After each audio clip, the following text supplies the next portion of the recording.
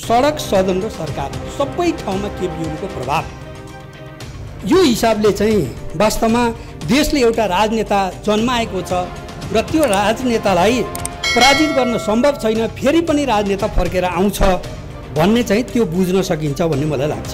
अरबौं रुपियाँको भ्रष्टाचारमा संलग्न सरकारका प्रधानमन्त्री अनि राजनेता, भ्रष्टाचारी राजनेता भन्नुस् स्वीकार्न म तयार छु, भ्रष्टाचारको न्यायिक भन्नुस् म स्वीकार्न तयार छु, तर राजनेता हुने चरित्र हुनु पर्यो, त्यो देखिँदैन। हामी राजनीतिक दलहरू चाहिँ कमजोर हुँदै गएको स्थिति छ। नेपाली कङ्ग्रेसको स्थिति भन्नुहुन्छ भने नेपाली कङ्ग्रेस असाध्यै दयनीय स्थितिमा छ। कङ्ग्रेसले एउटा मूल्याङ्कन के गर्नु पर्यो भने आज सरकारमा रहँदाखेरि हाम्रो हाइट बढ्यो कि भन्ने कङ्ग्रेसलाई लाग्न सक्छ, तर यथार्थता के हो भन्दाखेरि गणितीय हिसाबले अर्को राजनीतिक दलको पद अलिकति घट्दाखेरि कङ्ग्रेस अलिकति अग्लो मात्रै देखिएको। यथार्थमा आज कङ्ग्रेस बलियो हो त विचारधारात्मक हिसाबले भन्नुहुन्छ भने कङ्ग्रेसको मृत्यु भए जस्तो हो। संसद विघटन गरेर संसदलाई समाप्त गर्ने महान नायक, भ्रष्टाचारीका महान नायक केपी शर्मा ओलीले त्यो कदम चालेपछि बाध्य भयो, हामी सांसदहरू बाध्य हुनुभयो। आफै हस्ताक्षर गरेर दिएका माननीयहरूले भन्नु पर्यो तपाईँले सत्ताबाट अलग दिनुपर्छ। आज चाहिँ कङ्ग्रेस तपाईँको प्रजातन्त्र बिपीले जुन दृष्टिकोण अगाडि सार्नुभयो, राष्ट्रियता, प्रजातन्त्र, समाजवाद, यो काङ्ग्रेसको विचारधारा हो, आदर्श हो भनेर भनियो, तर आज बिपी सँगसँगै यी सबै आदर्शहरूको मृत्यु भइसकेको स्थिति छ। हाम्रा नेताहरू बिपी कोइराला महामानव बिपी कोइराला, के अरे हाम्रा सर्वोच्च नेता गणेशमान सिंह, सन्त नेता कृष्ण प्रसाद भट्टराई, क्रान्तिकारी नेता गिरिजाप्रसाद कोइराला र सहिष्णु नेता र सुशील कोइरालाहरूले गरेका कारणले, उनका लगानीका कारणले आज यो सदनमा सबै तपाईँहरू कुर्लिन पाउनु भएको छ।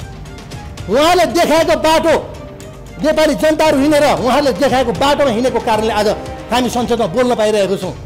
त्यसकारण हामीले ती नेताहरूको बाटोमा बिरायो भनेर काङ्ग्रेसको चिन्ता नलिनुहोस्, हामी बिराउँदैनौँ। र तपाईँहरू कुन बाटोमा हिँड्दै हुनुहुन्छ, कुन गठबन्धनमा हिँड्दै हुनुहुन्छ, हिजो कसरी हिँड्दै हुनुहुन्थ्यो, त्यो कुरामा तपाईँहरू विचार गर्नुहोस् भन्ने म चाहन्छु।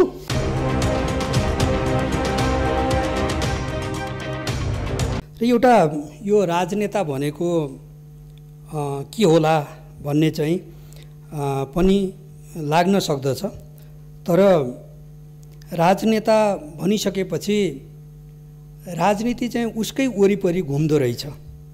त्यत्तिकै चाहिँ मान्छे राजनेता हुन पनि सक्दैन। राजनीतिमा कुनै पनि नेता राजनेता हुनको लागि मुख्यतः समाजका चाहिँ सडक, सदन, सरकार यो तीनवटै ठाउँमा चाहिँ उसैको विचारबाट करिब गाइडेड हुनुपर्ने वा उसका दृष्टिकोणहरूले त्यहाँ प्रभाव पार्नुपर्ने हुन्छ। र आज चाहिँ मैले के देखिरहेको छु भन्दाखेरि कमरेड केपी ओली सिंहदरबार छोडेर, बालुवाटार छोडेर उहाँ बालकोट जानुभएको छ, तर पनि राजनीति चाहिँ उहाँकै वरिपरि घुमे जस्तो चाहिँ हामी देख्छौँ। सदनमा आउँदाखेरि पनि उहाँकै चर्चा हुन्छ। सदनमा आउँदाखेरि कतिपय विरोधमा, खास गरी सत्ता पक्षका मान्यज्यूहरूले उहाँको विरोधमा चाहिँ चर्चा गरिराख्नु भएको हुन्छ। र आज सरकार बनिरहेको छैन। मलाई के लाग्छ भने यो सरकार नबन्नुको पछाडि पनि उहाँकै एउटा केपी ओलीकै फोबिया छ कि भन्ने मलाई लाग्छ। र आज सडकमा पनि चर्चा के छ भन्दाखेरि एउटा आशलाग्दो नेता, एउटा आशलाग्दो सरकार थियो जसलाई चाहिँ घेराबन्दीबाट हटाइयो, नेपालले अलिकति विकासमा फड्को मार्छ, जनताको जीवन बदलिन्छ भन्ने थियो, तर चाहिँ जसबाट आशा गरिएको थियो उसलाई घेराबन्दी गरियो, गुटबन्दीबाट उसलाई हटाउने काम भयो, मुद्दा मामिलाबाट हटाउने काम भयो, सिधा बाटोबाट पनि होइन, ढोकाबाट होइन, झ्यालबाट हटाउने काम भयो। आज जनताले पनि चोकचौरामा यही विषयमा चर्चा गरेको हामी पाउँछौँ। सडक, सदन र सरकार सबै ठाउँमा केपी ओलीको प्रभाव यो हिसाबले चाहिँ वास्तवमा देशले एउटा राजनेता जन्माएको छ र त्यो राजनेतालाई पराजित गर्न सम्भव छैन, फेरि पनि राजनेता फर्केर आउँछ भन्ने चाहिँ त्यो बुझ्न सकिन्छ भन्ने मलाई लाग्छ। अर्को कुरा, केपी ओलीको निष्ठामाथि चाहिँ प्रहार गर्ने काम भयो। यो मलाई यो सामान्य हिसाबले राजनीतिमा चाहिँ कहिलेकाहीँ यस्तो हुन्छ, अलिकति प्रहार गर्ने, वैचारिक रूपमा चाहिँ खण्डन गर्ने यस्तो कुरा हुनसक्छ, त्यो सामान्य कुरा मैले ठान्छु। तर उहाँको निष्ठामाथि प्रहार भइसकेपछि खास गरी गणतन्त्रको विषयमा केपी ओली भनेको 14 वर्षसम्म जेल जीवन किन बस्यो? आज नेपालको राजनीतिमा 14 वर्ष जेल जीवन व्यतीत गरेको नेता अर्को कोही पनि छैन, केपी ओली मात्रै हो। त्यो के को लागि भन्दाखेरि नेपाल देशबाट चाहिँ नि राजतन्त्रको उन्मूलनको लागि, नेपाल देशबाट सामन्तवादको उन्मूलनको लागि, साम्राज्यवादी शोषणबाट देशलाई मुक्त गर्नको लागि, दलाल पुँजीवादबाट देशलाई मुक्त गर्नको लागि 14 वर्षको जेल जीवन हो। यो सामान्य कुरा होइन, यो ख्यालठट्टा कुराको कुरा पनि होइन। आजको जेनेरेसनले यस्तो कुरा सामान्यतया सोच्न पनि सक्दैन। तर केपी ओलीको त्यस्तो जीवन हो जो सामाजिक रूपान्तरणको लागि, परिवर्तनको लागि, राजनीतिक परिवर्तनको लागि त्यो जीवन केपी ओलीले व्यतीत गर्नुभएको थियो। र यहाँ चाहिँ अर्को एउटा प्रसङ्ग मलाई के आउँछ भन्दाखेरि खास गरी 61-62 सालतिरको सुरुवातको चाहिँ आन्दोलनको सुरुवातको पिरियडमा एउटा अवस्था थियो। त्यो भनेको के हो भने गणतन्त्रमा जाने कि भन्ने कुरा थियो। विद्यार्थीहरू सडकमा आन्दोलनमा थिए, त्यति बेला हामी सडकमा थियौँ। तर राजनीतिक दलहरूभित्र एउटा बहस थियो। त्यो भनेको के हो भन्दाखेरि नेपाली कङ्ग्रेसले राजतन्त्रलाई, संवैधानिक राजतन्त्रलाई आफ्नो आदर्शको रूपमा ग्रहण गरेको थियो, वैधानिक रूपमा। नेकपा एमाले रणनीतिक उद्देश्यको रूपमा गणतन्त्रलाई राखेका थियो, तर कार्यनीतिक नाराको रूपमा, कार्यसूचीको रूपमा गणतन्त्रलाई राखेको थिएन। माओवादी स्वयं राजालाई सिंहानुक मानेर, राजालाई सिंहानुक बनाउने र आफू चाहिँ राज्यारोहण गर्ने अथवा सरकारमा सत्तारोहण गर्ने त्यो ट्याक्टिक्समा माओवादी थियो। माओवादी त्यसमा थियो भन्ने कुरा त ढोरपाटनमा एउटा वार्ताको आयोजना भएको थियो, राजा सहितको वार्ता। राजाले त्यसलाई इन्कार गरिसकेपछि र खास गरी राजा त्यति बेलासम्म कङ्ग्रेसको पनि गणतन्त्रमा जाने योजना थिएन, एमालेको पनि गणतन्त्रमा जाने त्यस खालको कार्यसूची थिएन। त्यसपछि स्वयं माओवादी पनि राजा सहितको सरकारको पक्षमा चाहिँ नि जाने त्यो खालको वार्तालापको पक्षमा थियो। र त्यो परिस्थितिमा चाहिँ नि केपी ओलीले एउटा राजनीतिक विश्लेषण प्रस्तुत गर्दाखेरि अनि चाहिँ उहाँको निष्ठामाथि प्रहार गर्ने कोसिस भयो। तर यथार्थता के थियो भन्दाखेरि जब राजाले टेक ओभर गरे, राजाले सम्पूर्ण तागत आफ्नो हातमा लिइसकेपछि अनि एकैचोटि जनआन्दोलनमा लागेका दलहरूमाथिको प्रहार, एकैचोटि माओवादीमाथिको प्रहार राजाले केन्द्रित गरिसकेपछि अनि राजतन्त्रको विरुद्धमा सम्पूर्ण दलहरू, राजनीतिक दलहरू र माओवादी सबै मिलेर गणतन्त्रमा जाने फैसला थियो। भारतको दिल्लीमा भएको त्यो चाहिँ राजनीतिक जुन एउटा 12 बुँदे समझदारी हो, त्यो समझदारी, त्यस पछाडिको आन्दोलनको कार्यसूची र सडक आन्दोलन, जसको परिणाम हामी गणतन्त्रमा छौँ। यो तीनवटै कुरामा तपाईँले 12 बुँदे समझदारीको ड्राफ्टमा हेर्नुभयो भने त्यहाँ कुनै नेताहरू, को नेताहरू संलग्न थियो हामीले हिस्ट्री हेऱ्यौँ भनेदेखि त्यहाँ केपी ओली हुनुहुन्छ। आन्दोलनको कार्यसूची तय गर्ने कुरामा केपी ओली हुनुहुन्छ र सडक आन्दोलनलाई अगाडि बढाउने कुरामा, त्यसको अगुवाई गर्ने कुरामा कमरेड केपी ओली हुनुहुन्छ। यस हिसाबले कहाँको निष्ठामाथि प्रश्न छ? गणतान्त्रिक आन्दोलनको नेता केपी ओली, सडक आन्दोलनको नेता केपी ओली, अनि केपी ओलीको निष्ठामाथि प्रहार गर्ने त्यो प्रश्न कसरी उठ्यो? म यसप्रति निन्दा व्यक्त गर्न चाहन्छु। त्यसपछि अर्को कुरा, हामीले आज जुन परिवर्तन गरेका छौँ यसलाई संस्थागत गर्ने हो। आजको राजनीतिक दलहरूको मुख्य दायित्व भनेको यसलाई संस्थागत गर्नु हो। यसलाई हामी कसरी संस्थागत गर्न सक्छौँ भन्दाखेरि राजनीतिक दलहरू बलियो नभएसम्म आज यो चाहिँ हाम्रो परिवर्तन संस्थागत हुनेवाला छैन। आज धर्मनाउनु सुरु गरिसक्यो। राजनीतिक दलहरू चाहिँ कमजोर हुँदै गएको स्थिति छ। नेपाली कङ्ग्रेसको स्थिति भन्नुहुन्छ भने नेपाली कङ्ग्रेस असाध्यै दयनीय स्थितिमा छ। कङ्ग्रेसले एउटा मूल्याङ्कन के गर्नु पर्यो भने आज सरकारमा रहँदाखेरि हाम्रो हाइट बढ्यो कि भन्ने कङ्ग्रेसलाई लाग्न सक्छ।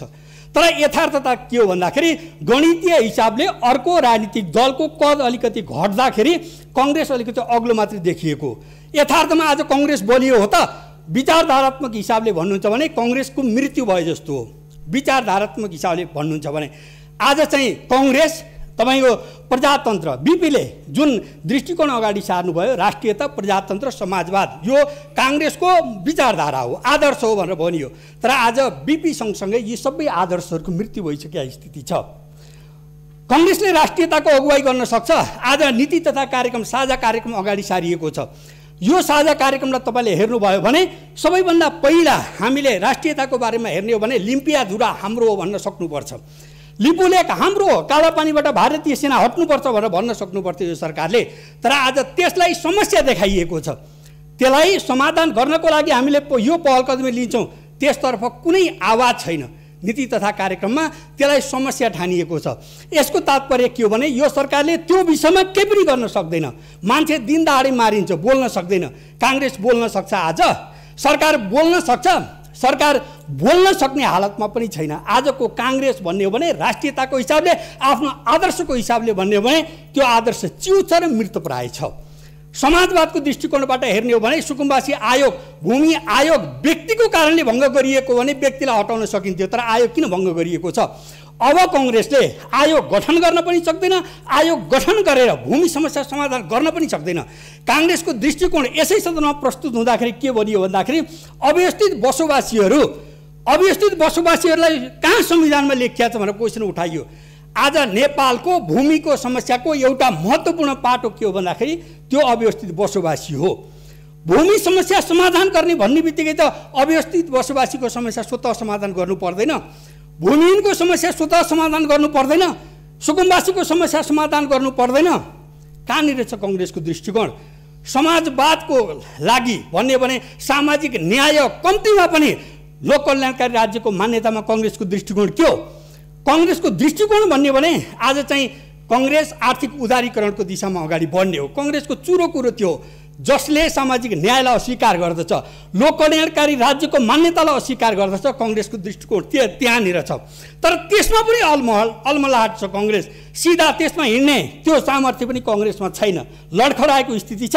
र काङ्ग्रेस भन्ने भने आज कुहिरोको काग भएको छ। माओवादीको हालत भन्ने भनेदेखि त्यो माओवादी बैशाखीको खोजी गर्दै हिँड्ने हो। माओवादी आफ्नो तागतमा आज उभिने त्यो साहस गर्न सक्दैन, आफ्नो तागतमा माओवादी उभिन सक्दैन। यो यथार्थ हो। माओवादीका साथीहरूले यसको विश्लेषण गर्दा भइ नै हाल्छ।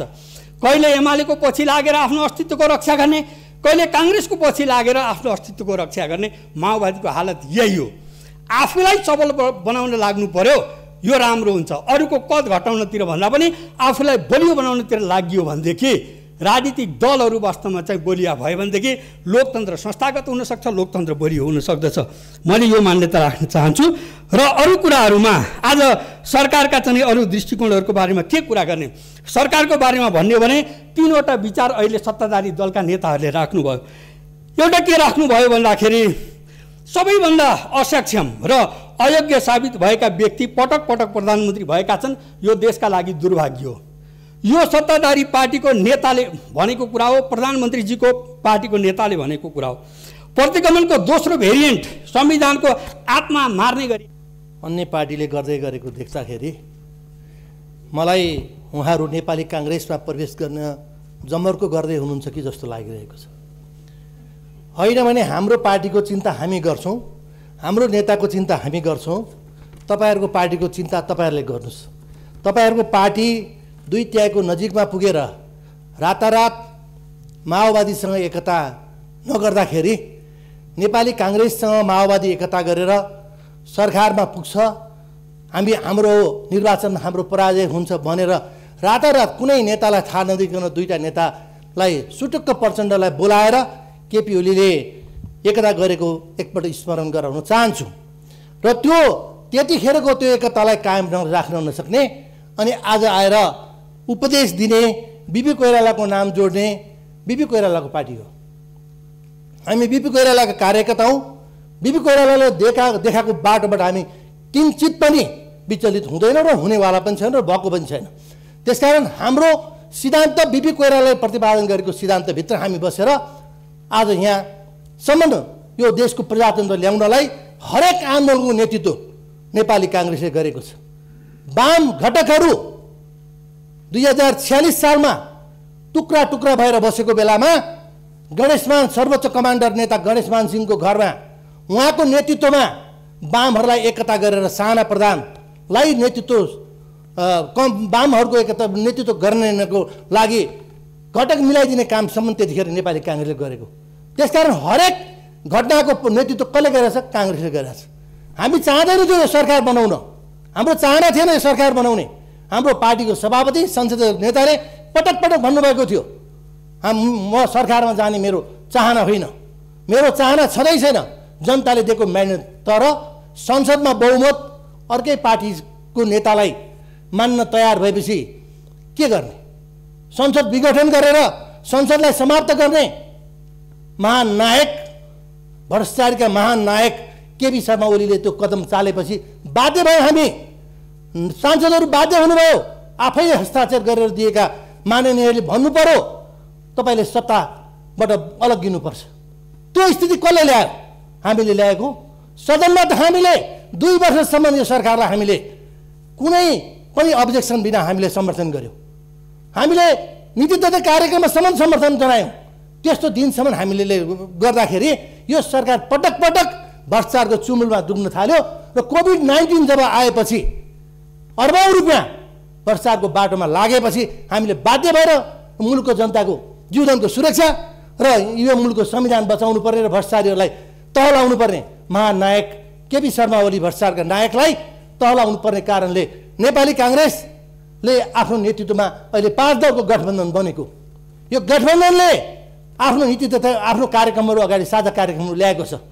यो कार्यक्रमलाई हेर्नुहोस्, यो कार्यक्रमले के गर्छ? संविधानमा कति कुराहरू संविधानमा थिएन होला, संविधान त्यहाँ संविधानलाई निचेर गरिएको कुरा होइन। सरकारलाई सहजीकरण र बलियो बनाउनको लागि, जनताका समस्याहरूलाई उठाउनको लागि, जनताको समस्या सरकारले नदेखिएला अल्मलिएला कि भनेर त्यसलाई समेट्नको लागि पनि यो साझा कार्यक्रम ल्याइएको। त्यसकारण र अर्को कुरा, सर्वोच्च अदालतले 28 गते फैसला सुनाउँदै गर्दाखेरि डेट तोकिसकेपछि गिरीबन्धु टी स्टेटको 280 बिघा जग्गा 24 गते निर्णय गर्नुपर्ने के त्यस्तो जमर्को के जरुरी थियो? झापाको बिर्तामोड चोकदेखि अलिकति अगाडि बस पार्कतिर छिर्ने बाटोमा सारा टी स्टेट थियो, त्यहाँ गर्नुपर्ने आवश्यकता के थियो? जुन सरकारको वैधानिकता समाप्त भइसकेको थियो त्यो सरकार त्यहाँ अर्बौं रुपियाँको भ्रष्टाचारमा संलग्न सरकारका प्रधानमन्त्री अनि राजनेता, भ्रष्टाचारी राजनेता भन्नुहोस् स्वीकार्न म तयार छु, भ्रष्टाचारको नायक भन्नुहोस् म स्वीकार्न तयार छु, तर राजनेता हुने चरित्र हुनु पर्यो, त्यो देखिँदैन हामीले। त्यसकारण पनि मैले आज त जुन त्यो गिरीबन्धु टी स्टेटको जग्गा लाखौं करोड रुपियाँ कट्ठामा बिक्री हुने जग्गाको सब्स्टिट्युटमा चाहिँ ताप्लेजुङको डाँडा जहाँ बाँदर झर्छ त्यहाँ गएर त्यो जग्गा खरिद गर्ने अरे। दीपक मल्होत्राको संलग्नतामा त्यो सबै फाइल निर्णय गराइएको छ। माफियाहरूसँग सरकारको संलग्नता हुन्छ, माफियाहरूसँग संलग्नको सरकारले माफियालाई त वाच गरेर बस्नु पर्यो नि, ती माफियाहरूलाई बदमासी गरेर रोक्नुपर्ने बाटोमा हुनुपर्छ नि, तर त्यो देखिएन सामान्य अध्यक्ष महोदय। अनि हाम्रा नेताहरू बीपी कोइराला महामानव बीपी कोइराला के अरे हाम्रा सर्वोच्च नेता गणेशमान सिंह, सन्त नेता कृष्ण प्रसाद भट्टराई, क्रान्तिकारी नेता गिरिजाप्रसाद कोइराला र सहिष्णु नेता र सुशील कोइरालाहरूले गरेका कारणले, उनका लगानीका कारणले आज यो सदनमा सबै तपाईँहरू कुर्लिन पाउनु भएको छ। उहाँले देखाएको बाटो नेपाली जनताहरू हिँडेर उहाँले देखाएको बाटोमा हिँडेको कारणले आज हामी संसदमा बोल्न पाइरहेको छौँ। त्यसकारण हामीले ती नेताहरूको बाटोमा बिरायो भनेर काङ्ग्रेसको चिन्ता नलिनुहोस्, हामी बिराउँदैनौँ। र तपाईँहरू कुन बाटोमा हिँड्दै हुनुहुन्छ, कुन गठबन्धनमा हिँड्दै हुनुहुन्थ्यो, हिजो कसरी हिँड्दै हुनुहुन्थ्यो, त्यो कुरामा तपाईँहरू विचार गर्नुहोस् भन्ने म चाहन्छु। र कोभिड-19 को महामारीमा स्वास्थ्य सामग्री खरिद गर्दाखेरि अर्बौं रुपियाँ भ्रष्टाचार गरेको छ। सरकारको साझा कार्यक्रममा पनि त्यो कुरालाई इन्डिकेट गरेको छ। त्यसमा संलग्न हुने भ्रष्टाचारीहरूलाई सबैलाई कारवाही गर्नको लागि संसदीय समिति बनोस्। र अर्को कुरो मैले यही सदनमा उठाएको थिएँ, गोकर्ण रिसोर्टको मा अर्बौं रुपियाँ भ्रष्टाचार भएको छ र 50 करोड बढी म तिर्न तयार छु भनेर भन्दाखेरि मैले सम्पत्ति शुद्धिकरणमा मुद्दासम्म खेप्नु पर्यो। ओली सरकारको पालामा मैले बयान दिनु पाऊँ, त्यो 50 करोडको स्रोत के हो भनेर मैले भने त्यहाँ गएर मलाई दिनुहोस्, अनि त्यो दिन म स्रोत देखाउँछु। 99% सेयर बेच्छु र 1% मैले राख्न सक्छु। ब्याङ्कसँग त्यसो हुन्छ, अरू व्यावसायिक कारोबार त्यो हुन्छ भने र त्यो गोकर्ण रिसोर्टलाई जुन अवस्थामा पुर्याएको छ त्यो छानबिन गरेर राज्यले त्यसमा आफ्नो उपस्थिति देखाएर त्यसलाई जसरी यो एटी होल्डिङलाई दिएको छ, एटी होल्डिङलाई मुलुककै जिम्मा लाउने खेलमा केपी शर्मा ओलीको सरकार लागेको थियो। समय प्राप्त नभएको कारणले मात्र हो, नत्र यो मुलुक एटी होल्डिङको नामबाट चिनिने अवस्थामा पुगेको थियो। नेपालको जहाजहरूलाई एयरपोर्टमा सुताएर राख्ने अनि एटी होल्डिङले ल्याएको हिमालयन एयरलाइन्सलाई चाहिँ विदेशको यात्रा इन्टरनेसनल फ्लाइटहरू दमादम दिने अनि त्यसलाई धराशय बनाउने काम कसले गर्न खोजेको थियो? निजीकरणको नाममा। सम्मान्य अध्यक्ष महोदय, त्यसकारण पनि अब मैले अहिलेको यहाँ उठ्यो कुरा चुच्चे नक्साको कुरा। चुच्चे नक्सा कसले लुकायो? हामीले लुकाएको, नेपाली काङ्ग्रेसले लुकाएको, हस्ताक्षर गरेको हामीले। सरकारले त्यो फिर्ता गर्छु भनेपछि सामन्तको कसले बालोटारमा छिराएको? अहिलेको वर्तमान प्रधानमन्त्री सम्मान्य शेरबहादुर छिराएको कि निवर्तमान केपी शर्मा ओलीले छिराएको? राष्ट्रवादी भन्न मिल्छ? राजनेता भन्न मिल्छ? एउटा मान्छेलाई बोकेर लिएर रातारात गरेर त्यहाँदेखि चुच्चे नक्सा लुकाउने काम कसले गर्यो? नेपाली काङ्ग्रेसको नेतृत्व गर्यो? गरेन। त्यसकारण पनि यस्ता भ्रमका खेती भ्रमका राजनीति गर्ने नेपाली काङ्ग्रेसले प्रजातन्त्रको दुहाईको कुरा गर्छ, नेपाली काङ्ग्रेसले प्रजातन्त्रको परिभाषकको कुरा गर्छ भन्ने कुरा उठ्छ। हो, नेपाली काङ्ग्रेसले हो प्रजातन्त्रको परिभाषक। हिङ नभएको हिङ बारेको टालो होइन, हिङ नै हो भन्ने मलाई लाग्छ काङ्ग्रेस। त्यही हिङ भएकोले आज तपाईँहरूसँग 2/3 सरकार गिर्नु पर्यो र हिङको नेतृत्व गरे। जसले हिङ हो त्यसले नेतृत्व गर्नु पर्यो। आज काङ्ग्रेसलाई भन्नु पर्यो, हरेक राजनीतिक पार्टीले तपाईँले नेतृत्व गरिदिनु पर्यो। आज तपाईँले यो सरकारको नेतृत्व, सरकारले संविधान मिच्यो, संविधानको भावनाभन्दा बाहिर गयो, संविधान ध्वस्त बनायो भनेको कारणले नेपाली काङ्ग्रेसका संसदीय नेता पार्टी सभापतिको नेतृत्वमा सरकार बनेको छ। धैर्यधारण गर्नुहोस् मान्यज्यूहरू। विगतमा 48 सालमा गिरिजाप्रसाद कोइरालाको नेपाली काङ्ग्रेसको नेतृत्वको सरकारले जुन नेतृत्व गर्दाखेरि 3 महिनामा कर्मचारीलाई उचालेर जसरी ध्वस्त बनाउनु भएको थियो, काम गर्न दिनुभएको थिएन, यो 1.5 वर्ष काम गर्न दिनुहोस्। 16 महिना यो सरकारलाई काम दिनु गर्नुहोस्। यो सरकारले जनताको पक्षमा, संविधानको रक्षा गर्ने पक्षमा गरेन भने त जनताले मत हालेर यो सरकारलाई विस्थापित गरिहाल्छ नि। त्यसकारण तपाईँले धेरै चिन्ता नलिनु परोस्, चिन्ता गर्नुपर्ने ठाउँ छैन।